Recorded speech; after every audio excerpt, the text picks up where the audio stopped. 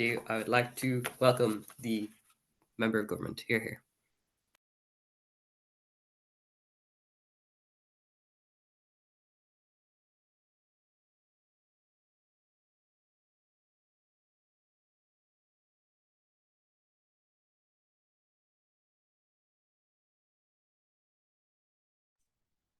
Okay, I was muted the whole time. Sorry, I'm an idiot. That's okay. Just give me 1 second to get my timer up, and I'm gonna start blabbing. Oh, so I'm audible. You are audible.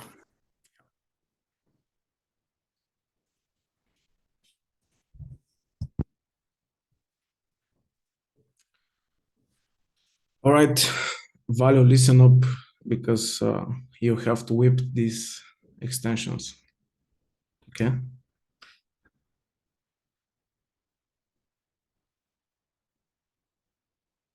All right, 4 extensions from closing government. Firstly, on why these policies generally would not be able to solve the problem in terms of increasing birth rate if you are to target actual people having children. The problem with this is that people currently don't have children for multiple other reasons other than their economic ability to have them in the first place. But in order to prove you this, I need to explain two important things. So firstly, when we talk about policy, I think this is a good way to decide whether or not we employ these policies because it assumes a comparative of best case scenario for both sides. Meaning, even if we're able to have the best and most capable policies on both sides, why people, even in those scenarios, might not, what I'm going to prove now, choose to have kids and actually solve the problem in the first place. The second important context is the countries that we're talking about. For most people in these countries, having a child is a choice. This is important to understand for the argument, obviously. Contraceptions are widely available. Abortion is an option. Recently, it was added to the French constitution, has been legal as always. Japan also is legal. Balkan countries, all of them are legal, unless you consider Poland Balkan, which I don't. And most of these countries also have heavily subsidized public health care, which is going to be our fourth extension. But the important thing here is that it's accessible. It's a good choice if you don't want to have a kid in the first place. What does that mean for the debate? There are 6 overall reasons why you wouldn't want to have a child, even if there are favorable policies to you to have that child in the first place. The first is moral reasons, multiple reasons as to why you don't want to bring a child into this world, or for example, you don't think that you are going to be a good parent. Second of all, climate change. People think the world is going to end. This is very bad. They think that their kids are basically going to suffer and die. Thirdly, people prefer to adopt because they think this is the moral thing to do, or because they think they have a certain obligation to society. Fourthly, people don't have partners. They have less sex. This is statistically true for multiple things. Incel movement, mental health epidemic, loneliness epidemic in Japan. All of these things mean that less and less people have partners, maybe because they spend too much time in COVID, maybe because they're also increasingly getting fatter by the numbers in these particular cases. That's pretty bad. Fifth reason, they don't have children or adopt children in any sense because there are multiple anti-LGBT laws in most of these countries that we talk about. Most of these places, including Japan and most of these Balkan countries, not only people cannot marry, but they cannot actually take care of children, which means that the probability of a child having being a productive member of society or having a home in these particular cases are even less, even if you have, which means that you're not going to adopt in the first place, or, for example, employ surrogacy or things like that. Sixthly, stigmatization. In many cases, there are not reliable ways that you can prove explicit discrimination if you're a woman, which means that you, in the first place, if you want to go for a career, and this is something that OO is already talking about, means that these laws basically will not impact your decision making to the extent in which you're worried that you're not going to be hired or be considered for that big promotion because you might have a child. So you generally don't have a partner or you're not getting married, all of these particular things that are important. Secondly, it's not about nurses or janitors. Opening talks about it a little bit, but I think this is important. Why do we think there are two other ways in which this is economically impactful and comparatively more impactful? Well, firstly, it is a response to industry booms. For example, an IT sector in Bulgaria is flourishing right now, growing, especially because it's taking advantage of Ukrainian immigration coming into Bulgaria. Why is this important? Because if we didn't have ability to all of these people to settle up and have good policies where they choose to come to Bulgaria as opposed to any other country, it means that this sector, even if there is ability for it to grow, it cannot basically meet the demand required for it to grow. Meaning that you want to expand, you want to create more products, but you need another team, you need another experienced teams, but sometimes it's not even about the experience. This is comparatively important because even if you're able to generally fix your birth rate issue, you're losing the economic opportunity of right now that you otherwise would have with this immigration. Secondly, cultural diversity. Diasporas bring with them new businesses locals cannot access. Syrian restaurants, craftsmanship, people going to these places, increase tourism to these culturally diverse cities is important. This is untapped potential that you never get with more children or especially more white children in some of these particular places. Not that there is anything wrong with that either, but you get the point. Thirdly, and this is very important, social security systems. So they mentioned this, but it's important to explain how do they work and how does immigration fix them. They're pay-as-you-go systems where current workers fund benefits for retirees through payroll taxes. These systems crumble under economic pressure, crisis, right-wing populist governments. Many Balkan countries are under political crisis right now due to pressures from Russia and other problems with corruptions. They generally have high percentages of gray sectors. People receive payment under the table to avoid paying taxes, which means that the institutions, in many cases, are inefficient to actually have good collection rates for taxes. This means that governments don't have money. That's important because in many of the cases where your social systems is crumbling, other people are generally going to suffer, or you need to divert a lot of attention and funds to make sure that you fund these places, which in some cases increases inflation, in other cases it just makes your government much poorer. Lastly and importantly, this also affects hugely the healthcare system, which, as I already explained, is public in many of the cases. It's not only a worker problem, but it's a money problem to the extent in which more and more people actually require these services, but less and less people are actually paying for them through the taxes that are collected, meaning that all of these things are able to be directly and only solved by having more people right now, right here, rather than maybe more babies in the future.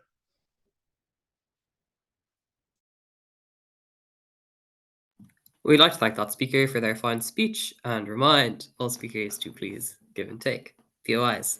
Without any further ado, I'd like to welcome the opposition member here. Hello, I have a dream to be one of the first people in this room that actually take a POI. So I would really love to have a POI from you. I would probably take one at around 5 minutes. So just be aware of that. So just a second. Also, can you hear me well? Loud and clear. Oh, I really appreciate the offer. Okay, just a second.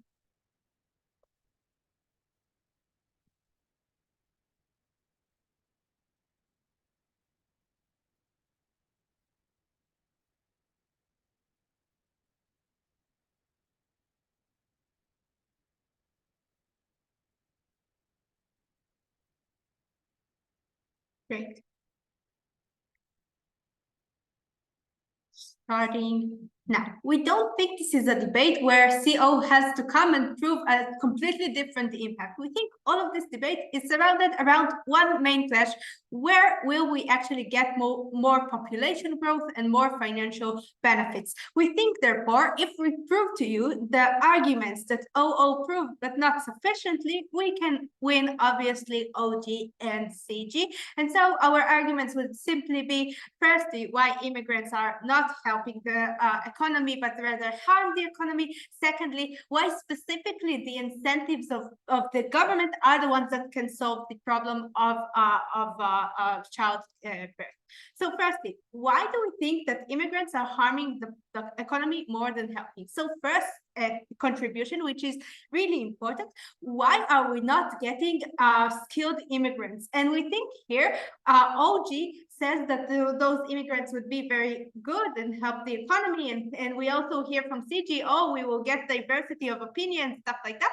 If we prove to you that they will not actually solve the problem we are trying to solve, we are just above that. So we think that the main thing is there is a significant competition on skilled immigrants. Now, notice that the jobs that we need to fulfill are not low-skilled jobs, because those are the jobs that would be replaced by automation very soon. We want to replace the jobs that are mid-skilled to high-skilled. So this means the higher workers that are working in factories, not the ones that would be replaced by robots, but the ones that are actually supervising the process. What this means, the ones that are going to that are accountants and have responsibility in the job place.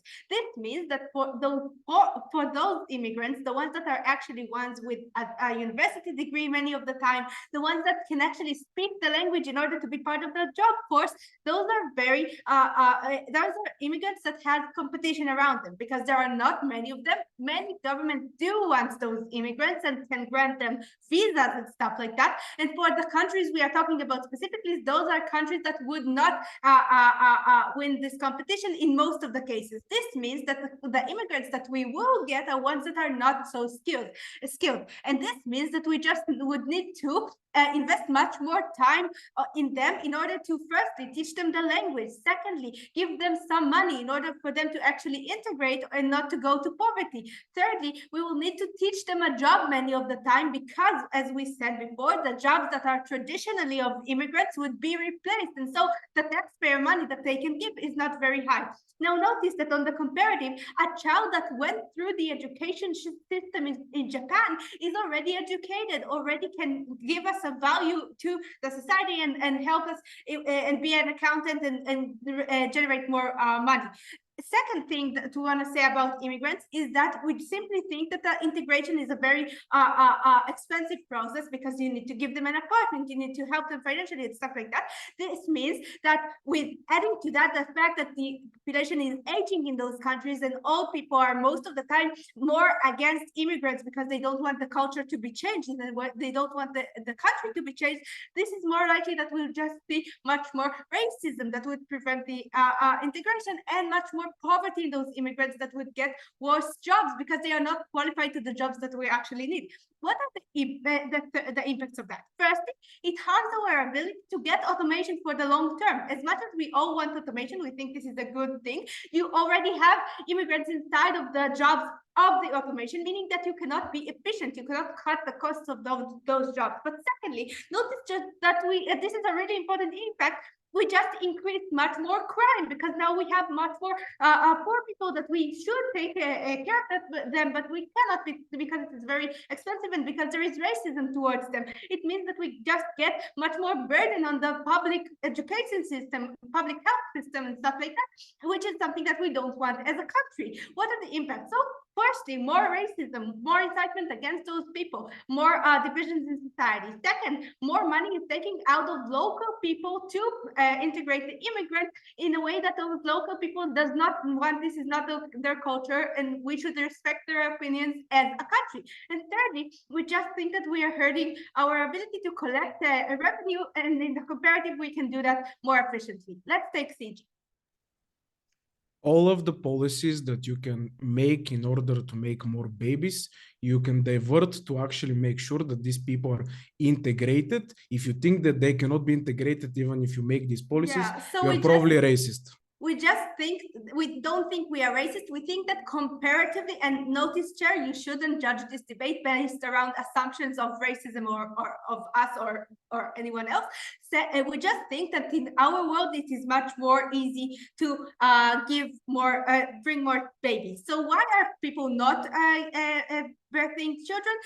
Firstly, this is fucking expensive, right? You should give daycare to the child. You have to have the money of the maternity leave. You need to make your apartment bigger for the child. And secondly, we think that it is just something that is culturally, you want to continue your career and you don't think of childbirth as something that is important. Why do we think that the government can uniquely change this? Firstly, we think that government has an ability to say what is the good culture. They can teach it schools that bringing children is okay and good. They can talk about the family culture and how important family is to you. We think we can see that in many, many different countries where family is a value that we should respect. And we think here this is something that is very cheap to do because it is through education system, and so it is much more easier. But secondly, we think that the government can really solve easily the short-term incentives that prevent people that want to bring children from bringing children, to give paternal leave to also men, to give people subsidies to better apartments so they won't have to have this calculation of how are we actually gonna raise our children. This means that the government uniquely can solve the problem of child giving and do that much more cheaply and much more easily than actually giving much more immigrants to our country. Where do we see that? We see a huge correlation in the Orthodox society in Israel between the amount of money poured into them and the amount of children they have. This means that if for people that already want children but are afraid of risking their careers and stuff like that, the government can say, firstly, this is a value that we want you to have, and secondly, we can help you not risk your career. We think this is just much more solvable on our side, and so we want you to oppose. We'd like to thank that speaker for their fine speech and call on the Gov Whip. Here. Okay, am I audible? You are. Great.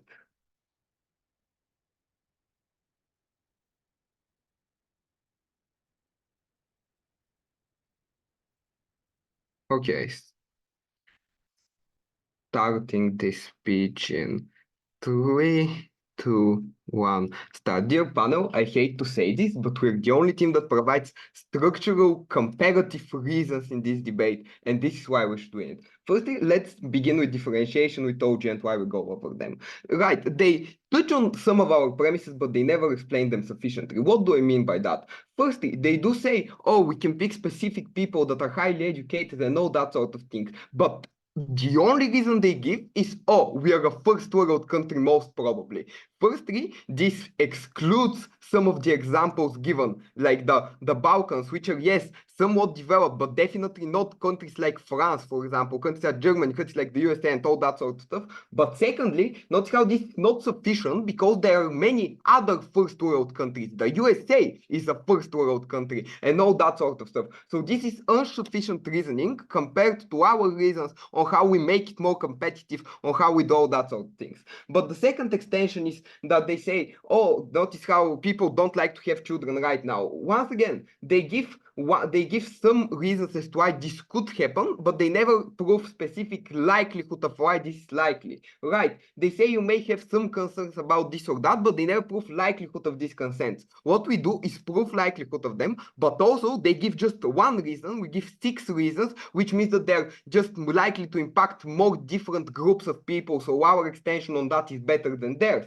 And on the third point is why we actually explain why it needs to happen right now, or whether we explain why it actually needs to happen right now. Yes, they do say, oh, it needs to happen right now because of pensions, but the innate problems of this is they never explain how pensions specifically work, how exactly do these things compensate, because they do get called out by all that says, oh, but right now there are some workers, this is sufficient and all that sort of stuff. We actually explain why it's not sufficient, but also provide extra benefits of this, like all the industry booms that we can take advantage of if it happens right now and all that sort of things.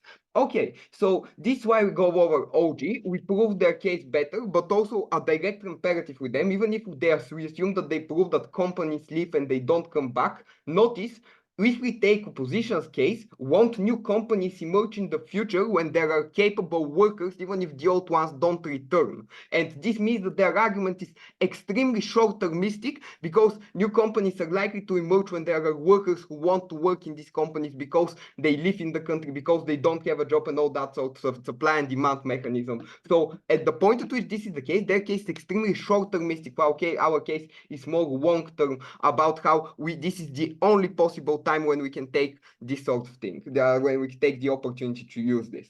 But okay, let's now continue with closing opposition. Closing opposition provides a few things. They talk about how migrants harm the economy because they're not skilled and we need to spend a lot of time to re-educate them. I have a few responses to this. Firstly, notice how they say, oh, we can't compete with the USA. As my first speaker explains, we give specific conditions in this way. We give them more incentive to do this, because the USA gets migrants either way. The USA has no incentive to give specific visa conditions, no that sort of things. So we give this. But also, secondly, they just assert these people are not highly educated. Notice how we explained that it's not necessary to run from economic conditions. You could be running from war, from prescription in Syria, for example, and all that sort of things. So it's not necessarily that these people are well educated and all that sort of things. But also, thirdly, they claim, oh, we need to put a lot of effort to give education to these people. Notice, even if we take their best case, which these people are not education, this is not necessarily to be done by the state. Companies have incentives to do this. Why do they have incentives to do this? Because it's harder to relocate a whole company, a lot of factories, a lot of infrastructure, a lot of planning goes into that. While it's a lot easier to simply educate workers who are currently not educated, likely to it's likely to cost less money in this sort of specific case, because otherwise you need to move to an entire new country to hire planners and do all that sort of stuff. So companies are likely to educate them, which means that the state doesn't need to spend that much money. But here is the comparative with their side of the house. Notice we take their best case, that these policies are done the best way possible. This is not something that CEO takes, right? CEO doesn't take our best case, that this state you get the migrants and all that sort of stuff, the good migrants. Why does this matter? Notice our case works more often than theirs, because it works in every country, no matter how the policy is implemented. We say in some it will be implemented in a good way, in some it will not be implemented in such a good way, in some will get the high work, some won't get them. But what matters is that our case works independent of this. Their policy is independent of this not going to work because of the 6 structural reasons that Nikki gives them. What this means is that high-skilled people want to go to France, for example, because France is very good economically developed and all that sort of things. So their case doesn't work in France, but our case works in France. So our case works proportionately more times than theirs, and this is why we should go over them even if we take their best case. Now, let's go on to opening opposition. Opening opposition brings a few things. Firstly, actually, no, let's first take POI from opening. Yeah, I mean, what about women who get past your 6 assertions and actually want to have kids, but they feel that they need to exit the workforce to do so? How does your case deal with them at all? Of course, now I'm going to engage with that. Okay, so they say women, they exit society and all that sort of stuff. Firstly, what is the exit to workforce and all that sort of stuff? Firstly, what is the comparative here? By economic improvement, which will happen on our side because we have proven that migrants are likely to cause this, right? Notice how people will be able to afford to, women are more likely to afford to be able to work and take care of the children at the same time in the long run. Why is this the case? Because they will be able to afford to hire people, for example, to take care of their children. Or for example, they will be able to just take care of the children and get on with only one salary, for example, so that one parent can take care of the children, the other can go ahead and work in this sort of case when the economy is better, because when the economy is better, salaries are better. What this means is that in the long run, we solve this problem problem, which means that your argument is extremely short-termistic in this sort of case. But also, notice how you never explain why this is the tipping point, this one specific reason that exists. We say that there are 6 other reasons that also exist.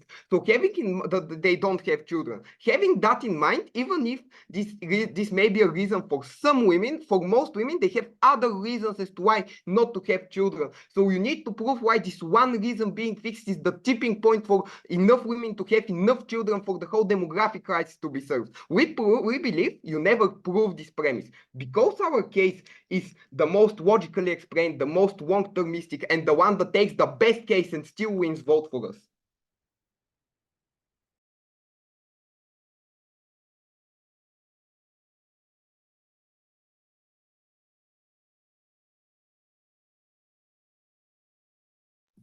Cool. We'd like to thank our speaker for their fine speech and call on the up whip to conclude the debate. Hear, hear.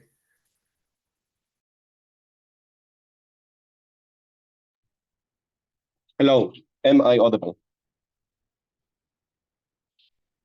You are. Amazing. Okay, I am going to begin my speech in 3, 2, 1, and panel. We come from a country that is very developed, very rich in the OECD, everything else, and still has a very, very, very high childbirth rate. Why is that? It's because from age 6, when we enter elementary school, we immediately sing Yeladim ze simcha, children is happiness, because we constantly get reinforced that your goal in life is to bring children. That's the most important thing, both in school and then later in your TV shows and our books that are constantly about people finding family and then educating their children and the children causing them to be very important. And even in cases where the children are annoying them, at the end of the episode, they find the happiness and love, and the children tell to you, Papa, I love you, and they very much enjoy it, and that's the meaning of their life. This can be solved. Immigration is inherently limited. This is what we're going to win the debate on. So there are 2 clashes. First of all, can we encourage childbirth? Second of all, are immigrants good or bad? Let's begin on, can we encourage childbirth? What does Yael bring to here? 2 important contributions. Number 1, on the education system, that we can literally just change the education system, we can change the culture. Note, this mechanism is very important because the education system applies A, early, literally from age 6 when children are most malleable, and B, applies often for 12 years where you are 8 hours a day and constantly get reinforced that this is very important to you. On the second level, it's about like culture, right? It's the fact that even when you return out all of your TV shows, books, everything that you consume is about how children is important in your local language. Then Yael puts you on economics. Note here, opening opposition's case on economics is on women specifically. Yael Ace brings it out to the majority population. That is to say on men as well, or 50% of the population. And oftentimes they're the people who are telling their like spouses or whatever, no, don't bring children, it's too much effort for me, I want to focus on work. But B, it's also more comparative than opening opposition, because what opening opposition wants, aka paternity leave, note, already exists in most of the West, etc., and in most countries, right? Maternity leave is already a thing. Paternity leave, more better economic conditions are what actually is comparative, because good things for women, because like women have been traditionally seen as the people who should take care of the child, and never policy targeted towards them existing. Let's now compare these mechanisms against specifically closing government, who have probably given to you the longest list of reasons as to why people don't want to give children. Note here, closing government never explains to you why these reasons are sticky. Oh, also POIs in chat, I would prefer opening government if they have one, and minute 5. Closing government never explains to you why these are sticky. So if I showed you that the education system can actually change people's mind about these policies, then we win them. First of all, closing government says to moral reasons, which are obviously flippable by the education system, since the education system actually determines the moral policy of a lot of individuals, right? Again, early, often moral indoctrination happens oftentimes in the education system. Second of all, that people don't think they can be good parents. Again, this can be flipped by the education system, telling everyone that everyone can be excellent parents, and this causes people to work a lot more as to how to be an excellent parent, right? To put in a lot more effort, to put in a lot more time, etc. Third of all, climate change. Note, climate change can be framed differently. It can be framed as the older generation fucked us up, so the younger generation has to take up the mantle of being like bringing children, so they can be the generation of the future who will solve this all, right? They will be better engineers, better scientists, etc. I know that climate doomerism is like a big thing in the West right now, but it is absolutely something that can be changed. Climate optimism is a thing as well, that the generations of the future can solve this, and the education system obviously has a lot of influence in terms of it being early often and controlling the narrative. Number 4, that people prefer to adopt and to bring children. A, I think that this again can be changed by education to make them bring children. B, like adoption doesn't decrease childbirth rates, right? People adopt from like different countries, so it still keeps childbirth rate high if they prefer to adopt. You cause more people to adopt because you tell them that children is happiness and that adopting is good. Number 5, the claim that people have no partners and it's loneliness. Note, we flip this at the point at which we tell people that having partners is important and they should strive towards it. So people open up more, go more to social spaces, seek out partners more, and the loneliness epidemic is solved. I'm very happy to claim this impact from closing opposition. Then anti-LGBT laws, minority of the population, and also if pro-LGBT laws help bring more children, obviously this is something that we can do inside opposition. Again, we claim this impact on our side. Lastly, stigmatization against women gets solved at the point at which everyone views having children as the most important thing, right? You stigmatizing against women is culturally unacceptable at the point at which this is very, very, very important. This is why here we have women who are bringing like 3-4 children and also working in high tech. This is because anyone who even tries to stigmatize them as a boss immediately gets shunned over by the rest of their peers at work and essentially went there. At this point, we showed you that you can have children and this is completely fine. Before, and we saw this here. Before I move on, opening government. Thank you. Neither of the opposition teams deals with the fact that most of the aging countries' economies and thus social welfare states are on the brink of collapse due to a lack of labor before either automation or future kids can save them. Okay, this is opposition whip. I promise to deal with this. However, in case I do not manage them, note here that opening government characterization is apocalyptic and not true in reality. In reality, it's simply having low birth rates means that it's going to happen in like 20, 30 years. Right now, population is stagnating, not massively decreasing, will fall off in the majority of countries with low birth rate. For example, Balkans, for example, all of these areas. I'm very sorry for Germany if Germany is specifically decreasing. I don't know. I don't think that's the majority of cases.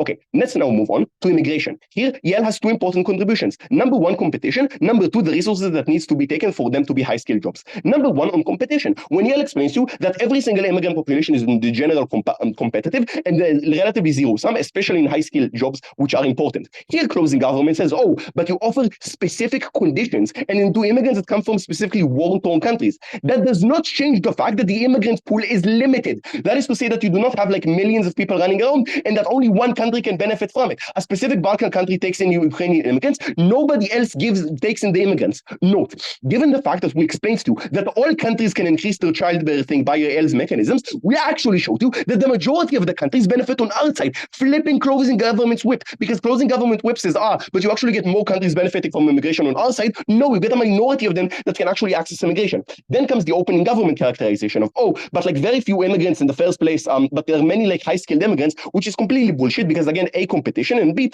education system in developing countries tends to be worse than education system in developed countries, which causes relatively little high-skilled immigrants. Then Yael's second contribution, that what we want is high-skilled jobs and not low-skilled jobs, and that immigrants, generally speaking, do not have the high skills, especially the immigrants that we're getting in. Note, closing government tells you, but what about my Syrian restaurants and manual labor stuff? They never explain to you why they're important. Syrian restaurants, I'm sorry to say, are very tasty, but they give to you far less taxes than high-skilled jobs, which are what the education system of like developed countries can actually cause, right? Education system of developed countries are better than developing countries. Yael shows you that you have to train them far more and far worse. So we actually get more people who are highly educated on our side and can actually generate in a lot far more tax money, which is what is needed in order to solve all of the education systems. Lastly, on the opening government short-term framing, note here, it will take you like 30, 40 years to actually bring these people in the first place, right? When you change immigration laws, people still need to check in the country, people still need to decide it's a favorable immigration target, etc. You're not going to get like millions of immigrants tomorrow morning because they need to trust that your country isn't that shit or isn't that bad or isn't that terrible, which takes a long time, and therefore you can't like solve it immediately just simply because you restrict immigration,